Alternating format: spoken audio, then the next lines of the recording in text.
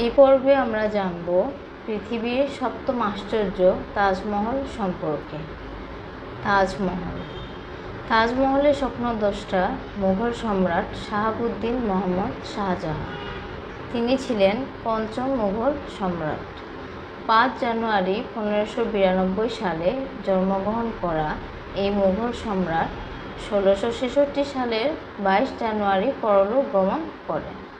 তিনি 1628 সালে ভারত উপমহাদেশ শাসন করতে শুরু করেন, আর তাজমহলের নির্মাণ কাজ শুরু হয় 1632 সালে। এটি তৈরি করতে 22,000 শ্রমিকের 22 বছর সময় লেগেছিল। কথিত আছে, স্ত্রী মমতাজ মহলের সমাধির কাজ শাহজাহান শুরু করলেও তার ছেলে আওরঙ্গজেব তাকে আগ্রা দুর্গে বন্দি করে রাখার কারণে সে কাজ আর তিনি শেষ পর্যন্ত শেষ করতে পারেননি। 1666 সালে মৃত্যুর পর শাহজাহানকেও স্ত্রী মমতাজ মহলের সঙ্গে একই সমাধিতে সমাহিত করা হয়। তাজমহলের নির্মাণের মূল নকশা তৈরি করেন উস্তাদ আহমেদ লাহোরী। সে সময় বেশিরভাগ মোগল দালানি তৈরি হতো লাল বালু আর পাথর দিয়ে, কিন্তু তাজমহল নির্মাণে শাহজাহান প্রথমে শ্বেত পাথর ব্যবহার করেন। তাজমহল নির্মাণের জায়গাটি ছিল মহারাজা জয়সিংহের সম্পত্তি। সম্রাট শাহজাহান এই জমিটি অধিগ্রহণের সিদ্ধান্ত নেন। তিনি মধ্য আগ্রায় একটি প্রকাণ্ড রাজপ্রাসাদের বিনিময়ে এই জমিটি অধিগ্রহণ করেন। যমুনা নদী তীরবর্তী তাজমহলের জমিটি ছিল খুবই নিচু। সেই নিচু জমিতে নদীর তীরের উচ্চতা থেকে প্রায় 160 ফুট উঁচু করা হয়।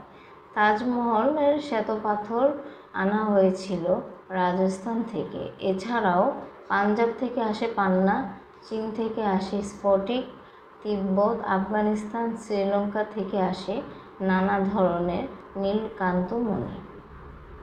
শ্বেতপাথরের গায়ে বসানোর জন্য মোট 28 ধরনের দুষ্প্রাপ্য দামি পাথর পৃথিবীর বিভিন্ন অঞ্চল থেকে আনা হয়। দিনের বিভিন্ন সময় আলোর মধ্যে তাজমহলও বিভিন্ন রং ধারণ করে। সকালে গোলাপি বর্ণের, দুপুরে হালকা হলুদ বর্ণের, বিকেলে দুধের মতো সাদা এবং রাতে চাঁদের আলোতে সোনালি বর্ণ ধারণ করে। পৃথিবীর এই আশ্চর্য স্থাপনা তাজমহল অত্যন্ত শক্ত ভিতের উপর দাঁড়িয়ে আছে। সম্পূর্ণ পাথরের উপর পাথর দিয়ে নির্মিত হয়েছে এই সৌধ। টানা 17 বছর নির্মাণ কাজ চলার পর এই স্মৃতিসৌধের প্রাথমিক কাজ শেষ হয়। এর সৌন্দর্য বর্ধন ও অন্যান্য কাজ পুরোপুরি শেষ হতে আরও 5 বছর সময় লাগে। তাজমহলের উচ্চতা 240 ফুট।